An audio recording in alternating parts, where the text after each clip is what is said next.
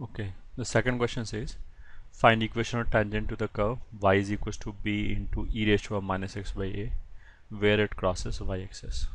So solution 2, curve क्या दे रखा है y is equals to b into e raised to power minus x upon a. Tangent और normal से जो related question है वो मैक्सिमम क्वेश्चन प्रोसीजरल क्वेश्चन है, मतलब हमें पहले से ही पता है कि क्या करना है. अगर टेंजेंट का इक्वेशन है तो of course we are suppose to find dy by dx and we are suppose to get a point, बस आ जाएगा. अब ये dy by dx निकालना और ये पॉइंट निकालने के लिए जो इन्फॉर्मेशन चाहिए वो हो सकता है अलग अलग फॉर्म में दे रखा है और अलग क्वेश्चंस में. ये ठीक है, वरना this topic is very easy और इससे रिलेटेड क्वेश्चन 99% होने चाहिए, आई वुड से दैट. तो इसने क्या बोला कि उस पॉइंट पे टेंजेंट का इक्वेशन चाहिए जहाँ पे ये कर्व वाई एक्सिस को पास करे. तो अब मान लिया ये कर्व कुछ भी ऐसे बन गया, मान लिया तो जहाँ पे ये वाई एक्सिस को कट कर रहा है वो मान लिया पॉइंट ए है. ठीक है, अब वाई एक्सिस को जहाँ पे कट कर रहा होगा उसका एक्स कोऑर्डिनेट तो जीरो होगा. तो इफेक्टिवली अब क्वेश्चन क्या बना कि हमें उस पॉइंट पे टेंजेंट चाहिए जहाँ पे एक्स जीरो है. ठीक है, तो अगर एक्स जीरो है तो वाई क्या होगा, इसमें हमने एक्स की जीरो रख दिया.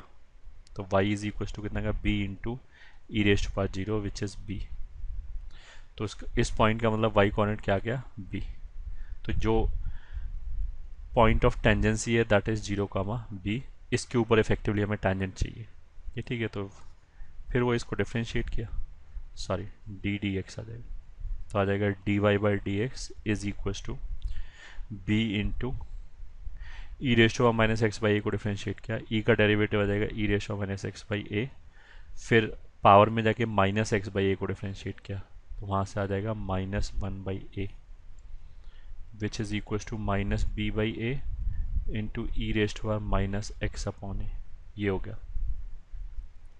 तो यहाँ से d y by d x at point a कितना आ जाएगा, हो जाएगा माइनस बी बाई ए और ई रेस्ट हुआ माइनस एक्स अपॉन ए की जगह जीरो रख दिया तो फिर वन हो गया.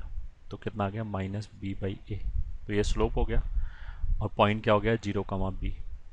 तो फिर टेंजेंट का इक्वेशन क्या आ जाएगा, दिस इम्प्लाइज टेंजेंट का equation at a will be y minus y one.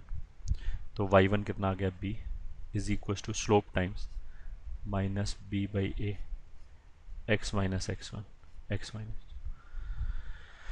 बाकी a y minus a b is equal to minus b x ऐसे आ जाएगा, या फिर a y plus b x is equal to a b. ये answer आ गया. ठीक है, इजी क्वेश्चन था ये भी.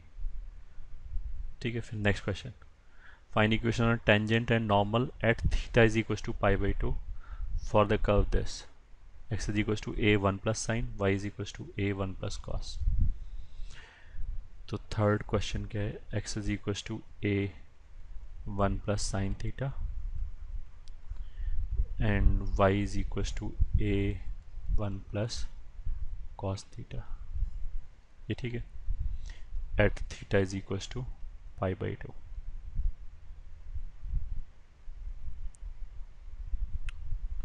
Yes, at theta is equal to pi by two.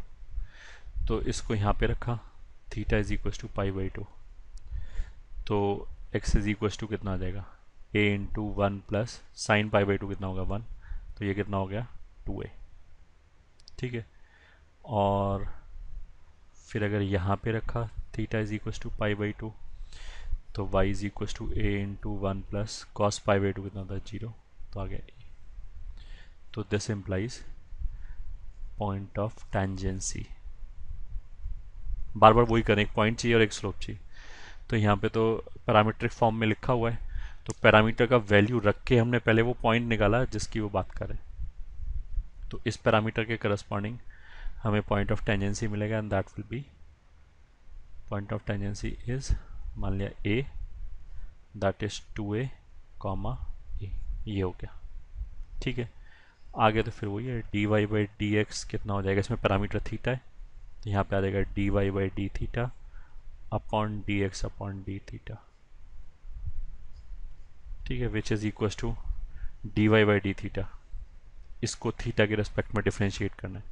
तो ए तो कांस्टेंट है वो तो ऐसे ही रह गया, वन प्लस कॉस का डेरिवेटिव कितना आ जाएगा, वन का तो जीरो हो जाएगा, कॉस का कितना हो जाएगा माइनस साइन थीटा, ये आ गया होल डिवाइडेड बाई ऐसी एक्स को डिफ्रेंशिएट कर लिया यहाँ पे, ए तो कांस्टेंट है, वन प्लस साइन थीटा में वन का डेरिवेटिव फिर जीरो, साइन थीटा का डेरिवेटिव कॉस थीटा, तो ए और ए कैंसिल हो गया, तो कितना हो गया minus sine theta upon cos theta. ठीक है, अब इसमें वापस theta is equal to pi by two की बात चल, लेकिन मैंने पाई बाई टू रखा तो न्यूमरेटर तो वन हो जाएगा, डिनोमिनेटर जीरो हो जाएगा, मतलब अनडिफाइन हो गया। अनडिफाइन हो गया तो हम क्या करेंगे कि हमने लिमिट निकाल लिया। ठीक है, अब लिमिट में निकालने लायक भी कुछ नहीं, क्योंकि अगर थीटा पाई बाई टू को जा रहा है तो डिनोमिनेटर तो फिर भी जीरो को ही जाएगा, तो उसकी वजह से वैल्यू इन्फाइनाइट को जाएगा। तो अगर थीटा पाई बाई टू को जा रहा है तो दैट वुड इम्प्लाई कि जो स्लोप है d y by d x that will approach towards infinity. ये ठीक है, प्लस इन्फिनिटी हो माइनस इन्फिनिटी हो से कुछ फर्क नहीं पड़ता। तो दिस वुड इम्प्लाई कि टेंजेंट इज वर्टिकल। ये ठीक है, वर्टिकल टेंजेंट का इक्वेशन हमें पता है कि हमेशा क्या होता है x is equal to x one. ठीक है, एक्स वन मतलब जो भी ए का एक्स कोऑर्डिनेट है, तो यहाँ पे पॉइंट ए कहाँ गया, ये सॉरी पॉइंट ए कहाँ गया, ये है, तो इसका एक्स कोऑर्डिनेट कितना है, ये 2 है, तो हमारा टेंजेंट का इक्वेशन कितना हो जाएगा x is equal to 2a। ठीक है, बस सॉल्व हो गया। This was question number 3। Question number 4 और देख लेते हैं। फाइंड इक्वेशन और tangent to the curve this y is equal to x square minus 4x plus 3। tangents find equation of tangent to the curve this। ये ठीक है, tangents which are parallel to this, या ये छोड़ दिया, अब पढ़ा। find equation of tangent to the curve this which are parallel to 3x minus y is equal to 5। 3x minus y is equal to 5x square minus 4x plus 3, तो y is equal to x square minus 4x plus 3 parallel to 3x minus y, क्या था 3x minus y is equal to 5, sorry 3x minus y is equal to 5, इसके parallel tangent चाहिए। This is question 5। तो इसका role क्या है, वैसे इसका रोल कुछ भी नहीं है, बस स्लोप का है। इसका स्लोप कितना है, ये ठीक है 3 है स्लोप। तो अगर स्लोप 3 है तो हमें इसमें वो टेंजेंट चाहिए जिसका स्लोप 3 हो। ठीक है, तो डिफ्रेंशिएट कर लिया, तो फिर वो d y by d x is equal to 2x minus 4। ये ठीक है, और मान लिया x1 y1 वो पॉइंट ऑफ टेंजेंसी मान लिया, तो x1 y1 पे इवैल्यूएट करेंगे तो 2x1 माइनस 4। ये 2x1 तो मैं थियोरेटिकली समझाने के लिए लिख रहा हूँ, अदरवाइज डायरेक्टली इसको भी 3 के बराबर करके x निकाल सकते हैं, फिर उस x को यहाँ पे रखा y निकाल सकते हैं। This implies 2x1 minus 4 should be 3, या फिर x1 शुड बी 7/2। ठीक है, अब जब x कोऑर्डिनेट आ गया तो फिर y1 कितना होगा, ये जो x1 y1 है वो इस कर्व की इक्वेशन को तो सेटिस्फाई करेगा ही करेगा। तो कर्व की इक्वेशन में x1 y1 रखोगे तो ये आ जाएगा +3, तो इसमें x1 का वैल्यू कितना रख दिया 7/2, तो याद आएगा 7/2 का स्क्वायर माइनस 4 इंटू 7/2 +3।